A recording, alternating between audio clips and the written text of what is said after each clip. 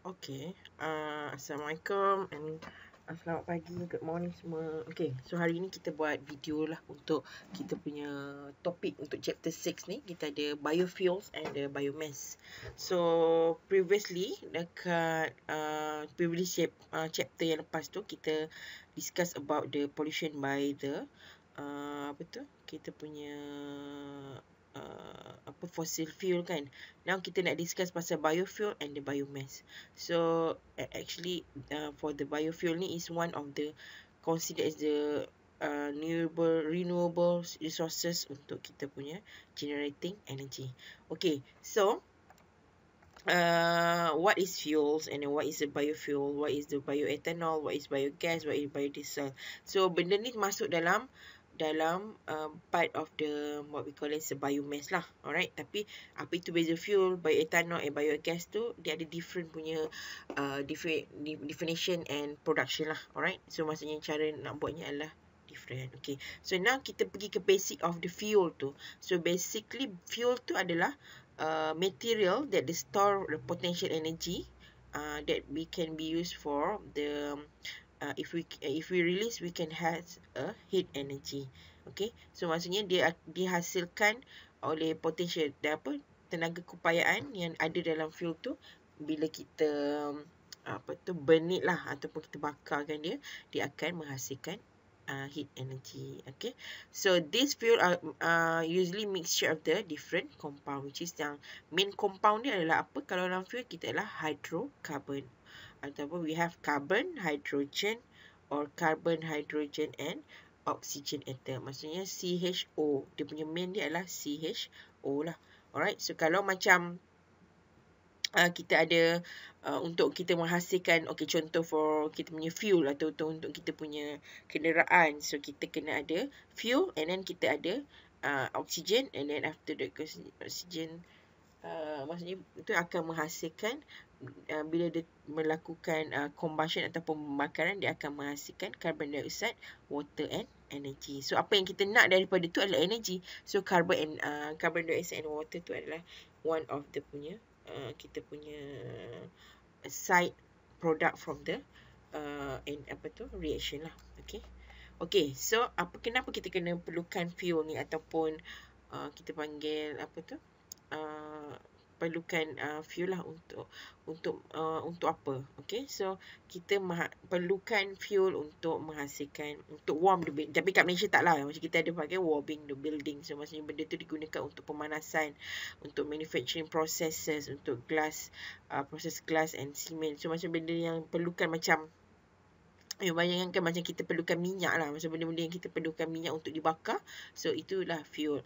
So macam cooking food, macam kita ada butane dalam kita punya tong gas, and then kita ada untuk extracting metal, okay, untuk recycling material. Kalau untuk recycling material pun kita memerlukan fuel untuk certain punya machine lah. Alright, driving the engine or motor vehicle, aircraft, even aircraft pun kena isi minyak. Jangan ingat aircraft tak perlu isi minyak. Alright, ship pun sama juga. Alright, fuel, perlukan fuel untuk bergerak. So untuk the running dia punya machinery in the ship. And then lastly we have the running machinery and the generating electricity. Okay, so okay, kita tengok, kalau kita tengok the main dia punya consumption of the fuel ni mostly is kita punya transportation lah, untuk fossil fuel punya consumption. Okay, macam contoh fossil fuel yang kita sekarang guna ni banyak guna untuk ni lah, sama ada diesel ataupun petrol lah. Alright, and then second one goes to electricity, and then the fourth pada commercials, and then kita punya 8% tu residential, and the commercial tu untuk warming building lah, tapi kat Malaysia tak terlibat dalam untuk warming the building. And then kita ada non-energy sector, and last one is the industrial. So industrial still guna untuk a certain punya machinery. Ada machinery yang just guna electricity, tapi ada juga yang menggunakan fossil fuel. Sebab kalau compare, kita kata macam contoh macam kalau oven, kita ada dua type. Macam kita ada gas oven, dan satu lagi kita ada electricity oven. Maksudnya kalau kita nak macam untuk orang panggil, untuk lebih kepada macam cost wise lah, ataupun yang cost effective, rather kita pakai yang oven by gas lah. rather than bagai electricity, sebab electricity lebih tinggi dia punya cost dia. Okay, so dari mana kita dapat fuel ni? So fuel ni is from the plant or other living organism. So yang some were produced by organism that live a very long time. Ini kita panggil fossil fuel. Okay, fossil fuel tu kena hasil daripada fosil lah, bahan daripada fosil, bahan-bahan fosil yang termendap dalam tanah. So ada yang juga kita boleh produce. Okay, so fuel ni boleh ada, sama ada kita pakai solid fuel ataupun liquid fuel ataupun gas fuel. Okay, macam kita kata solid tu macam tadi lah, macam kalau kita nak apa tadi, kita nak making glasses ke cement tu, kita macam apa tu, kita kena gunakan more to the wood and charcoal ataupun coal. Okay, and then kalau untuk liquid kita ada petroleum, kerosene, diesel. Kalau gas, natural gas ataupun propane lah. Okay, so this one fuel tu boleh kita dividekan by two, which is fossil fuel and biofuel. Okay, so just a bit about the fossil fuel. So fossil fuel adalah mostly dia adalah hydrocarbon lah. And then hydrocarbon maksudnya hydrogen and carbon. Dia adalah daripada coal and petroleum. So petroleum is a liquid or the natural gas lah considered dalam tu. Sebab product of petroleum tu boleh menghasilkan dua, which is natural gas and the petroleum itself lah, liquid ataupun kita panggil petrol. Okay, formed by the fossilized remain by the ancient plant and exposure to high heat and pressure in the absence of the oxygen. So maksudnya benda tu termendap dalam tanah dalam keadaan yang very high heat and the pressure. So in absence of the oxygen, so dia akan menghasilkan what we call as a fossil fuel. Okay, so macam contoh macam petroleum ni, ni dia punya composition lah. Alright, dia semua ada hydrocarbon, tapi untuk petroleum dia ada nitrogen, sulfur and minerals. Kalau untuk natural gas dia ada hydrocarbon, nitrogen, sulfur and oxygen. Kalau coal ni dia lebih kurang macam petroleum, cuma dia dalam bentuk apa kita panggil solid lah. Okay, this is what we get. Dia punya, kita punya natural gas and oil ataupun petroleum tadi kita akan dapat daripada bawah dari bawah tanah yang telah termendap. Okay, they took so long to form and they are limited supply and they are non-renewable energy resource. So maksudnya bila benda tu kita like macam benda ni kan ambil masa like 100 years to produce kan.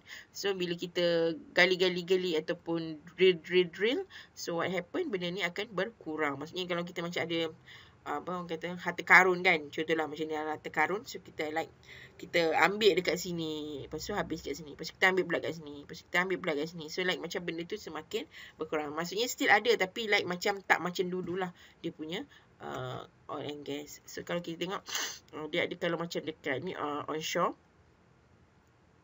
offshore lah, so dia still lagi dia ambil dekat bahagian bawah, right, macam tadi tu kan.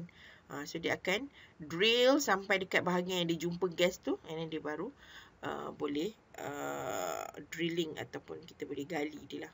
Okay, now we go kepada biofuel. Apa yang kita nak cerita pasal biofuel hari ni? Okay, so biofuel ni adalah fuel yang dihasilkan daripada biomass. Okay, so ataupun biofuel ni kita panggil as a biomass fuel.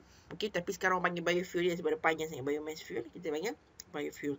Okay, so ini basically when we talk about bio, it's about animal and plants. Tapi for the fuel itself, kita fokus on the plants. Because plant ni kita boleh tanam ataupun kita boleh orang kata apa, produce lah. Maksudnya kita producekan ni. Kalau macam haiwan ni, kita contoh macam tadi kan, macam kita ada fossil fuel tu, benda tu mostly daripada plant and animals juga.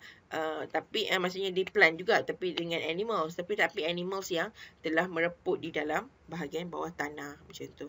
Alright, tapi kalau untuk biomass ni lebih kepada kita daripada plant. So if we can produce them, so biofuel is considered as a renewable resources. Okay, so maksudnya kita ada sama ada daripada kita punya crops ataupun kita punya tanaman ataupun pokok-pokok yang lain, daripada waste dia tu kita akan dapatkan energi daripada ni. Okay, so the advantages of the biofuel ni sebabkan oleh apa? Sebab apa dia banyak advantage lah, kelebihan dia. Sebab can have been a production for the last few decades and really began take off to the awareness of the global warming going around.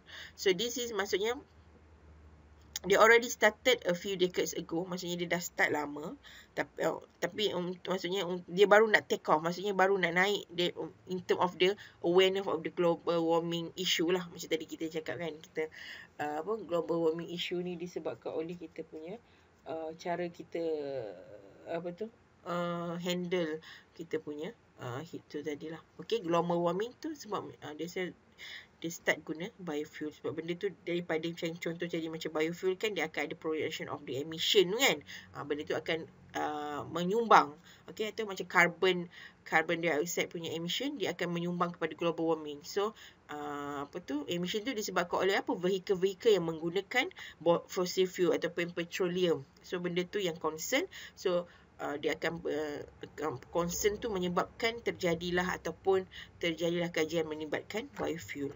Okay, so kenapa biofuel tu better daripada fossil fuel? Okay, so dia lower emission. Macam saya cakap tadi, dia adalah low, dia untuk fossil fuel dia very high in term of the emission. Carbon dioxide dia punya emission, macam you dah buat kan dia punya hari tu, macam kita tengok Malaysia berapa banyak dia punya result yang dapat daripada the higher of the emission sekarang lah. Okay, one of the knocks against fossil fuel is that they give a toxic emission.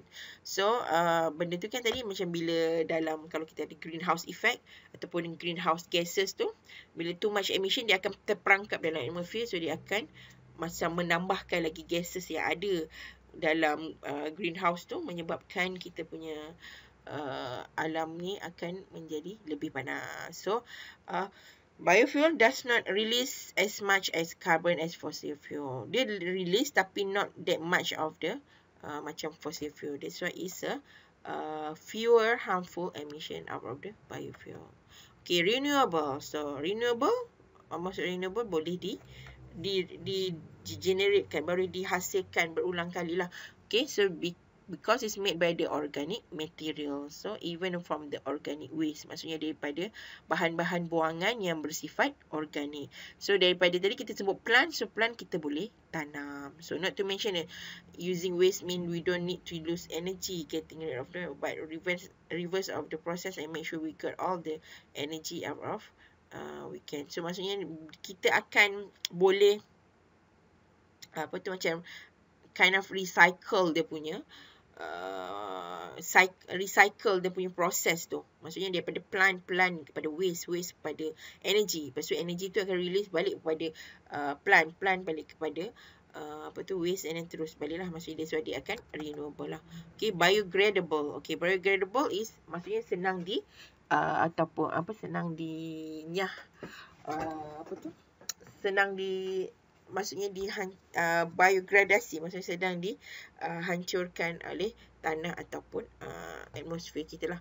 So dia made of the organic substance. Macam contoh macam you ada carrot tu you tak masak, alright, tu you tak masak, ataupun you macam ada, you can peel kan, you akan buang bahagian luar punya carrot kan. So that one we consider as a waste lah. So waste tu kalau you letak balik dekat, macam you letak dekat tanah, so lama-lama dia akan berlaku biogradasi punya proses, menyebabkan dia akan menyerap dalam tanah. So this is less toxic even lah. Maksudnya dia akan lebih membantu kita punya alam sekitar. Okay, so maksudnya dia akan dia akan maksudnya senang dibiogradasi. So maksudnya dia tidak merosakkan kita punya alam sekitar. Okay, so if the spill were of the biofuel, they would break down naturally and the environment would not be affected nearly as much. Okay, contoh you ada petrol, and then kita ada biofuel. So biofuel tu akan boleh menyerap dalam tanah dan menyebabkan dia takkan rosakkan kita punya tanah ataupun bahagian permukaan yang tumpah tu lah. Alright, rather than kalau macam minyak tumpah dekat permukaan tanah. So which one is the macam better situation? Of course lah, kita ada biofuel. Okay, and safer because of there is not much a danger when you just need to grow the biofuel on a farm. So lebih selamat. So tak perlu nak, kalau macam untuk petroleum, so kena ada drilling, mining. Okay, so the activity tu kena sentiasa berlaku untuk menggali-gali fossil fuel. Tapi kalau untuk biofuel ni, kita just perlu tanam dan adalah proses in term of kita punya harvesting tu ataupun nak menuai hasil tanah tu. Okay, so yang saya cakap tadi, cycle tu dia akan macam carbon dioxide, dia akan pergi kepada plant akan menghasilkan, tapi not as much as the hydrocarbon ataupun carbon dioxide yang dihasilkan oleh fossil fuel. Okay, so the biomass energy from plant. Okay, sekarang kita nak cerita, sebab kita kata dia adalah biofuel tu daripada biomass. So biomass tu apa? So biomass adalah refer to the plant and material and animal waste. Okay, so dia adalah waste used for the energy, especially tree, grass crops and the forestry, agriculture and urban waste. So maksud ini adalah melibatkan waste. Waste tu ada macam-macam lah.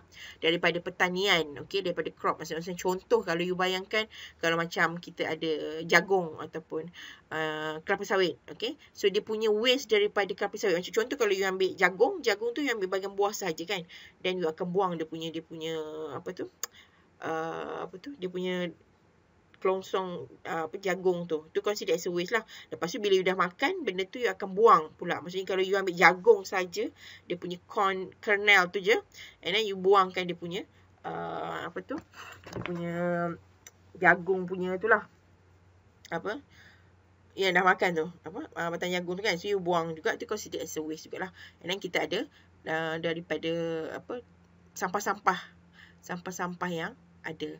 Normally sampah-sampah makanan lah. Alright. Not yang lebih kepada bersifat natural. Bukan macam sampah-sampah macam plastik ke apa. Dia macam sampah-sampah dapur, sampah-sampah yang boleh dibiogradasikan lah.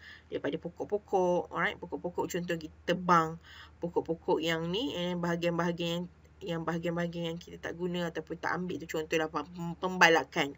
So pembalakan tu kita ambil bahagian yang macam terang tu kan, yang besar tu je kan, tapi yang bahagian kecil-kecil tu di consider as kita punya waste lah. Right, landfill, gas, and then kita ada alcohol fuel. Okay, ni yang kita cerita lah. Okay, landfill and the alcohol fuel. Okay, so biomass is a large number of the material that extremely heterogeneous nature. So we can state that everything that has an organic matrix is biomass. So they mostly from the organic material lah. Okay, so biomass ni kita ambil yang bahagian yang biodegradable parts. Okay, so of the product and the waste. So datang daripada sini lah. Agriculture residual. Agriculture ni boleh dua jugalah. Maksudnya kita boleh ambil daripada bahan vegetables ataupun sayur-sayuran ataupun dengan animal substance. Maksudnya hasil buangan haiwan lah. Alright, forestry daripada perhutanan, agriculture and connected industry, and urban industrial waste. Okay, so kalau macam kita tengok macam forest ni, kita akan dia punya hasil-hasil daripada buangan daripada bahagian perhutanan lah. Okay, agriculture, yang ini kita farming pun consider under agriculture, and then kita ada agriculture itself, sama ada plant ataupun ni. Okay, maksudnya contoh macam agriculture ni kita ada daripada pertanian, aktiviti pertanian. Daripada tu kita akan boleh dapatkan dia punya kita dapatkan katalah waste daripada pertanian. Daripada pertanian punya waste tu kita extractkan dia. Daripada extraction tu kita boleh dapatkan dia punya biodiesel. Biodiesel dengan alkohol punya plant menghasilkan bioethanol. So kita ada dua part lah. Macam dalam pertanian ni, dia dari sebenarnya yang macam untuk biofuel ni lebih dalam bahagian agriculture lah. Okay, sebab bahagian tu menghasilkan banyak biodiesel and bioethanol production. Okay, macam zoo teknik ni, ni adalah untuk, ni lah si waste ni untuk biogas. Okay, so biogas ni daripada haiwan lah. Alright, mostly daripada haiwan. And then industrial, so digunakan maksudnya coming from wood ataupun wood product industry, paper industry, and as well the agriculture and the industrial residual. Okay, urban rubbish ataupun garbage ni tadi daripada bahan-bahan yang public and green and the urban solid rubbish maintenance operation. So dia, macam mana kita nak handle dia punya biomass tu lah. Okay, so ini biomass sources kita tadi. Okay, macam contoh dalam pertanian tu lah. sama ada kita dapat daripada pokok-pokok ataupun dia punya bahan buangan, maksudnya bahan yang tak guna lah dalam pertanian yang kita nak ambil tu. And then kita ada animal residual daripada dia punya najis ataupun dia punya buangan dia. And then daripada municipal solid waste, daripada sampah-sampah yang contoh macam majlis pembandaran ambil tu kan, itu consider as municipal solid waste lah. Sewage, so daripada bahan buangan kita sendiri. Forestry dari crops and the residual, and then industrial residual juga. Okay, so itulah dia punya biomass sources. So ada banyak lah. Alright, so banyak sangat contohnya lah. So banyak sangat contoh. Dia ada banyak lah. Ikutlah industri yang ada. And then apakah jenis bahan yang digunakan lah. Alright, macam ni kita dia like macam sampah-sampah yang kita buang selalu. Okay, municipal waste yang kita buang dekat bahan pun. Ini bahagian yang sewage tu tadi. Bahagian pengairan. Okay, so kita nak cerita daripada ni macam ni, daripada biomass tu kita nak dapatkan energy. Okay, so actually dia akan start daripada maksudnya kita punya bahan-bahan biomass tu tadi, kita akan sama ada dalam bentuk solid, liquid ataupun gas. So kita akan gunakan start daripada production, collection, conversion and the utilization. Tapi untuk bahagian conversion ni dia ada 3 part, which is kita ada biological, chemical and thermochemical process. Okay, so contoh kita akan cerita pasal macam tadi cakap, kita ada biological, chemical dengan biological, chemical and physical. Okay, dia ada ni lah macam bahagian yang untuk biological ni lebih kepada melibatkan anaerobic dengan aerobic punya digestion ataupun kita panggil fermentation, nanti kita akan tengok lah. Alright, so yang ini akan lebih banyak discuss dengan thermochemicals. Yang thermochemicals ni untuk menghasilkan gas, dia menghasilkan gas juga, tapi depend lah, macam kalau kita melibatkan combustion, dia akan menghasilkan heat. Kalau pyrolysis untuk menghasilkan bio oil, and then kita ada coal dengan gasification untuk menghasilkan burner gas lah. Burner gas ni maksudnya gas masak. Okay, so physical conversion untuk menghasilkan burning oil. Okay, so kita pergi kepada yang main kita punya discussion about the biological conversion. So biological conversion kita menggunakan melibatkan process of biochemical reaction untuk convert daripada substrate to produk. Okay, substrate ni kita punya waste lah. Produk tu apa yang kita nak kita nak hasilkan. Okay, dalam bio ni kita ada satu part yang kita panggil dia ada satu benda, satu komponen yang catalyze dia punya reaction. Maksudnya dia tak boleh, maksudnya macam dia bukan like macam chemical sahaja. Maksudnya daripada contohlah kita ada komponen A kepada terus komponen B. Dia macam through reaction, maybe dia punya tu heating ataupun ada lighting ataupun maybe ada UV ataupun maybe ada kita punya ni. Alright, tapi dia satu lagi dalam ni, kalau macam dalam chemical kita panggil catalyze je. Okay, ataupun you all panggil catalyst kan. Okay, dalam catalyze ni untuk biochemical kita akan guna enzim. Okay, dalam enzim tu sama ada kita guna aerobic ataupun anaerobic punya bakteria. Okay, so maksudnya yang different dia sini adalah chemical ataupun chemistry, and then add up dengan satu component in term of biology which is involved with enzyme. So enzyme tu sama ada kita pakai kita panggil anaerobic ataupun aerobic. Okay, kalau anaerobic tidak memerlukan oksigen, kalau aerobic dia memerlukan oksigen punya bakteria lah. Okay, so kita ada kalau kita ada untuk yang macam contoh kita ada organic waste, kita akan convert kepada methane. Okay, CH4 lah. CH4 dihasilkan melalui anaerobic digestion ataupun kita panggil ini adalah biogas. Okay, so ingat methane adalah considered as a biogas. Okay, nama pun methane kan, so adalah gas lah. So the methane ataupun hydrogen. Okay, yang itu contoh yang pertama lah. Contoh yang kedua, contoh kita ada sugar, starch atau cellulose. Kita akan convertkan benda tu melalui proses biochemical reactions juga kita panggil, dan produk yang dihasilkan adalah bioalkohol. Okay, benda ni akan convert kepada bioethanol ataupun biobutanol. Okay. So mostly kita akan menghasilkan bioethanol. Bioethanol tu adalah dalam consider as a bioalcohol. So maksudnya dia boleh banyak siri lah, not only bioethanol. So yang paling banyak dihasilkan adalah bioethanol and biobutanol. Okay. So ini maksudnya the biomass for the biological conversion in sugar crops. Maksudnya benda-benda yang bersifat karbo. Okay, maksudnya bersifat gula. Macam contoh, kalau kat Malaysia macam tebu lah. Alright. Tebu. Kalau dekat overseas ataupun dekat US for especially, dia punya tu lebih kepada macam apa tu, sweet sorghum ataupun sugar beet. Macam ubi beet lah. Ubi beet. Bukan yang beetroot. Macam macam red beetroot tu dia macam merah kan. Macam yang ni lebih kepada sugar beet. Dia macam ubi sikit lah. Dia punya considered like macam ubi kayu lah. Macam tu considered lah. Benda yang bersifat karbo lah. Okay. Okay, daripada grain tu maksudnya daripada kita punya bijirin yang macam kalau dekat Malaysia lebih kepada rice dengan gandum kita tak sangat kan. So macam kita lebih kepada rice lah. Okay, kadang kita punya corn, atau kalau dekat US ataupun overseas dia ada corn, wheat ataupun barley. Tu consider as a grain, bijirin. Ataupun daripada trees, agriculture residual. Benda tu inilah macam ni lah. Ini bahagian-bahagian buangan yang dibuang oleh agriculture.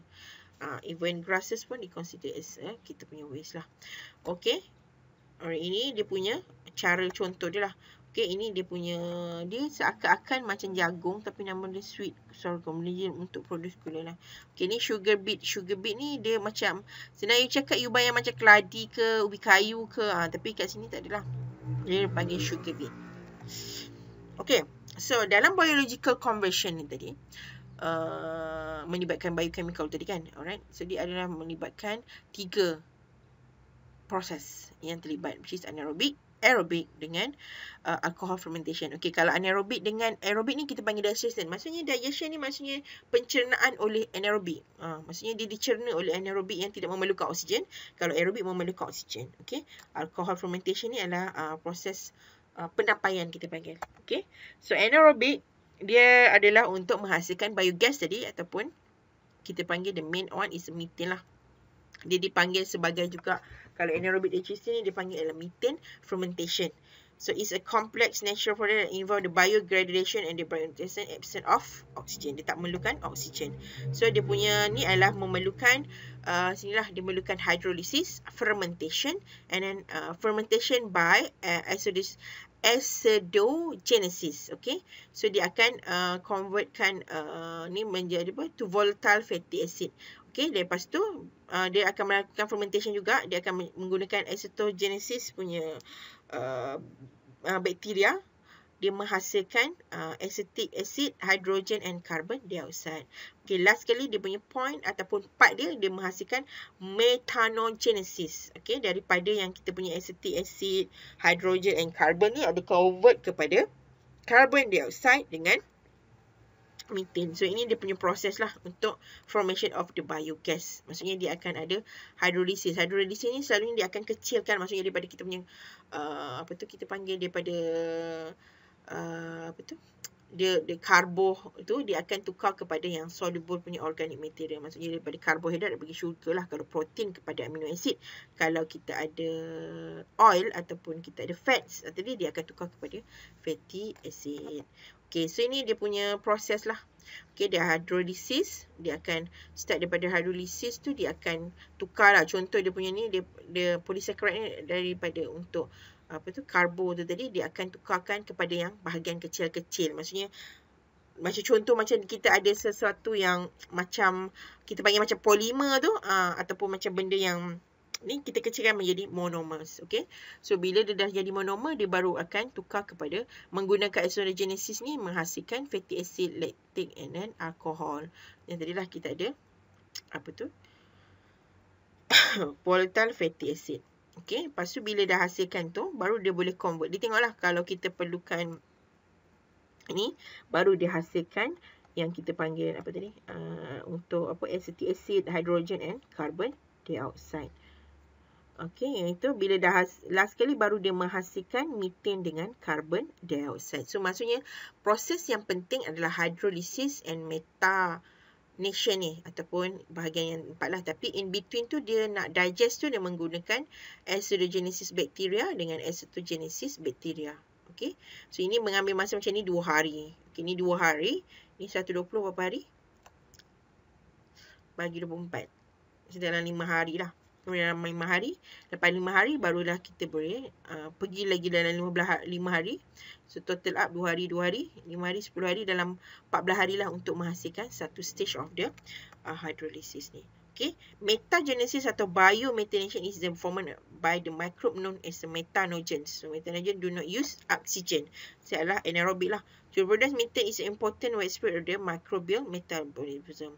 So this is the final step in the composition of the biomass. Maksudnya contoh kalau macam benda benda tu boleh berlaku dengan cepat lah. Macam contoh kalau you provide dia punya bakteria, maksudnya kalau you letak dalam tanah for example, so you kena letak all dia punya macam enzim-enzim untuk mempercepatkan dia breakdown menjadi sesuatu yang kecil ataupun metagenesis. Maksudnya kalau kawasan tu terlalu banyak bahan-bahan buangan, dia boleh menghasilkan juga what we call it as a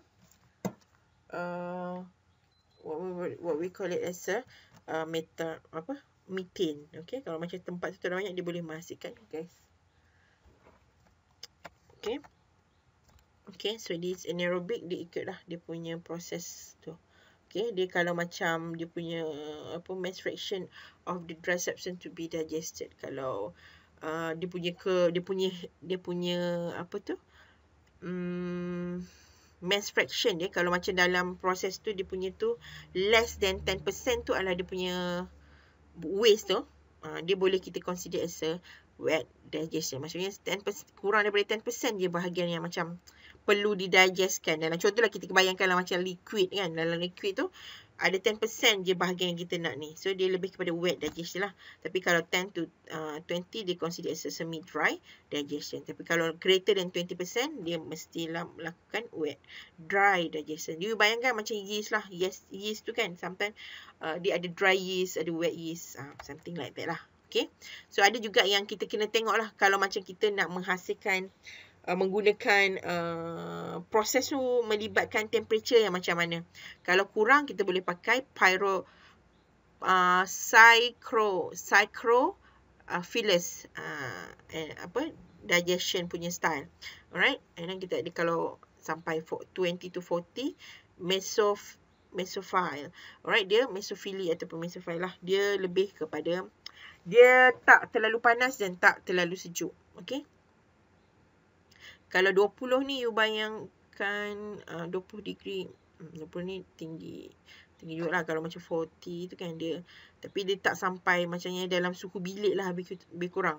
Right, 50 to 65 considered as a high jugalah. Dia tak boleh lebih daripada 65 sebab dia tak boleh nak anaerobic tak boleh nak melakukan aktiviti dalam lebih daripada 65. So the maximum is about 65. 65 tu lebih daripada suhu bilik lah kan. So dia consider as a thermophile. Maksudnya ini yang menggunakan digestion yang lebih lebih bersifat daya tahan suhu lah. Okay. So ini dia punya anaerobic punya proses jugalah. Alright. So kita ada crops and then dia akan ada kita panggil digestion dia. Digestion tu dia akan menghasilkan biogas. So biogas tu tengoklah dia pergi mana kawasan-kawasan yang memerlukan biogas. Alright. Ini. So saya ada letak juga video dalam dalam you all punya dalam punya author. So you all boleh tengok jugalah dia punya how they use the punya ni. Okay. So ini part yang penting untuk menghasilkan biogas tu tadilah. Okay.